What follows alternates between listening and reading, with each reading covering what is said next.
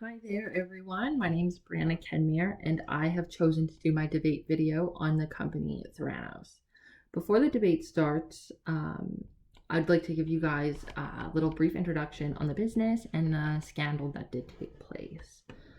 So, Theranos was a medical company, a medical technology company startup that was created by the university dropout Emily Holmes in 2003.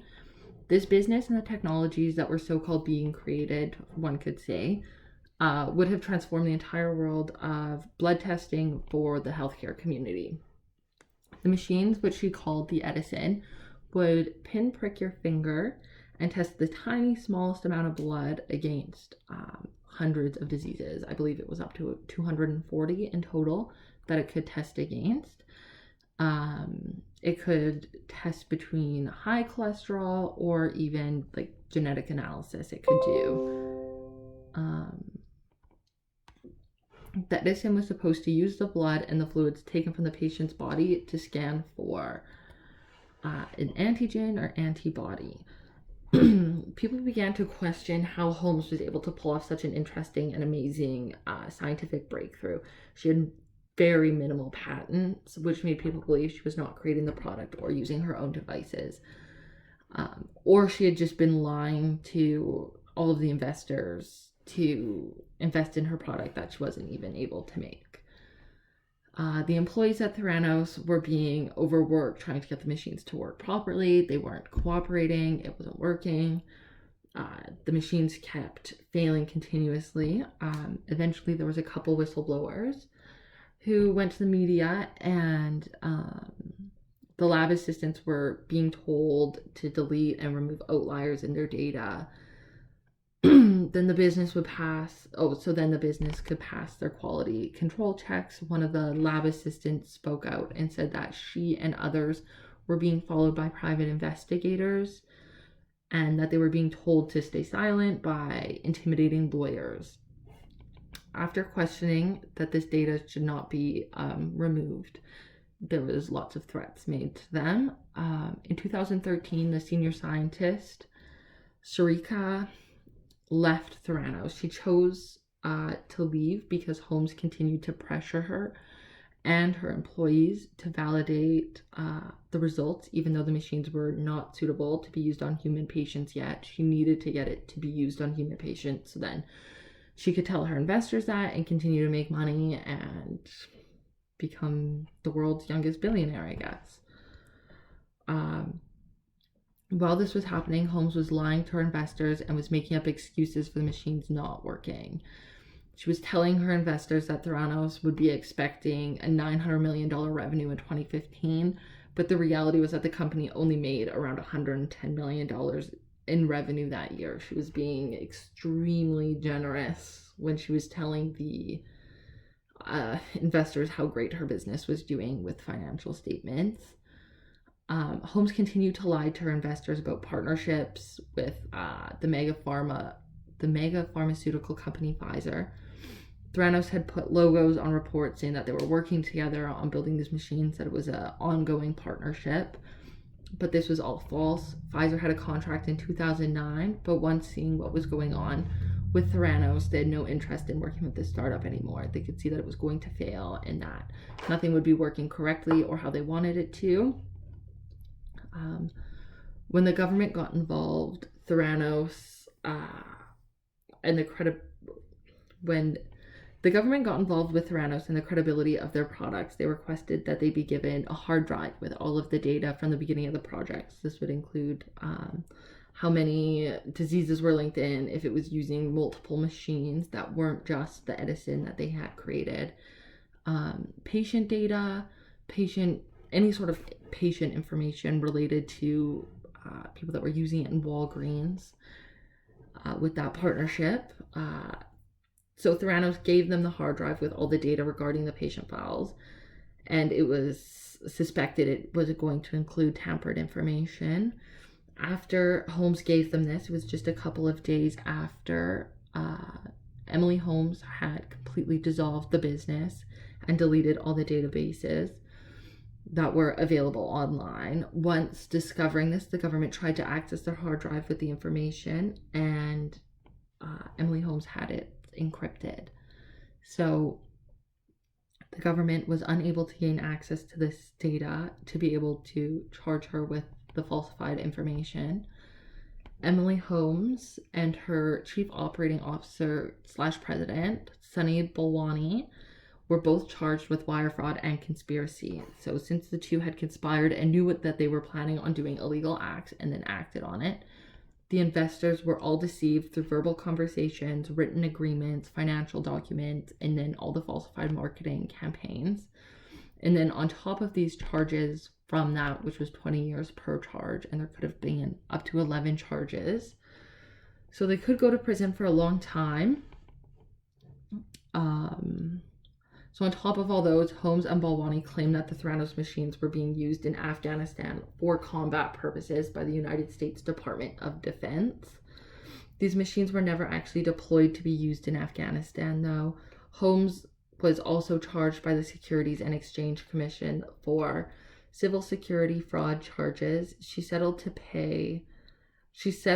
this by agreeing to pay a $500,000 penalty and return the 18.9 million shares that she earned as part of the fraud. She's also unable to serve as an officer or director for a public company for over 10 years, or for 10 years. So now we'll get into the debate. Thank you. Okay. So to defend the unethical side of Emily Holmes and the business Theranos, I will begin with saying that Emily knew that she was lying to her investors all along, and that this caused her business to become corrupt and have issues, and she was okay with it. She just wanted to make money from it. I don't believe that she was intentionally lying to her investors. I think that she was misinformed by a lot of her technical people and was just relaying the information that she had. Okay. So the next point to discuss would be Emily getting her employees to remove data and remove the outliers in her research. This was just not just unethical, it was illegal as well, and scientists are held to a higher standard, so they're not supposed to be doing that. Removing the outliers and messing with the data to cause to have a high quality control it could have potentially put lives at risk because the machine wasn't ready to be used yet. I think that the reason why she was removing the outliers wasn't based on falsifying the data. I think it was a lack of experience. I believe that being an early dropout in college, that she didn't understand how proper data was to be used and just felt that outliers were just something that could be interpreted differently. Okay. Threatening employees when questioned. When Emily was threatening her employees because they were asking her, why are we removing these outliers? This is not something that we should be doing. This is creating falsified data. It created an unsafe workplace. These employees didn't feel safe being there. They were being threatened by Emily and her COO, as well as lawyers were threatening them, and they had private investigators following them. These are just privacy breaches 100% for her employees, and she was making them do things that they weren't supposed to be doing as scientists. I think that in regards to the threats that were made against the employees, that these threats were probably looked at as a little more menacing than they were intended, and that because it was an emotional project and a passion project for Emily, that she really was just defending her stance, and I think it was just taken in a completely different context. Okay. One of the big things was that she had lied about the project being used in Afghanistan. So I think that because some people have close ties with military, especially in the United States, that this created a strong military pride with her Edison machine, and it allowed for older people with diseases to trust it, that it was new technology and it was safe and it was quick and it was easy, and because it was being used overseas for military purposes, it made them feel at ease using something new because the government was using it. It was safe. I think that this is a case of complete misinformation. The CEO of the company at the time was feeding Emily information that this product was being used overseas, and she was just relaying the information that she was given. Yeah, that could be uh, a, a huge issue, I think, anyways, is that she was falsifying reports by using other brands' logos. For example, she used the Pfizer logo. They were only in conjunction for a small period. They had a small contractual term at the beginning of the business. And she kept using their logos in reports saying that they were signing off on this, that they were partners, but which obviously was false. But people have trust in Pfizer because they are one of the largest pharmaceutical companies in the United States, and they create so many drugs that everybody takes day to day. It was easy to mislead people into thinking that this machine was safe because Pfizer had put their logo on it. Well, there was an early partnership, and I feel that again, the leadership in the organization just felt like it was a continued partnership, and that that logo could be continued used to be used based on the earlier partnership. Okay. One of the big problems I found was deleting data. So not only when the business had started, there was some issues with deleting information in the outliers, as well as deleting, I think it was 2 years worth of patient records, essentially, from like the Walgreens locations and stuff like that.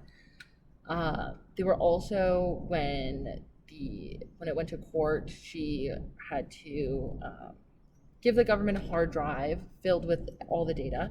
She encrypted, or she got someone to encrypt the data on the hard drive so then the government would not be able to have access to it.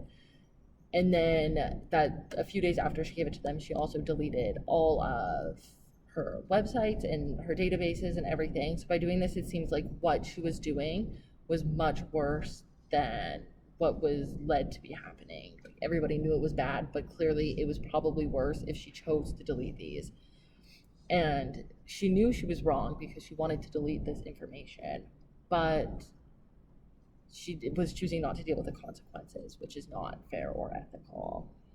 I think again, going back to the lack of experience in not going through with her degree and understanding the ethical issues that are at stake when getting rid of information, and the purpose behind getting rid of information wasn't for falsifying or misleading anyone, but she looked at it as proprietary information.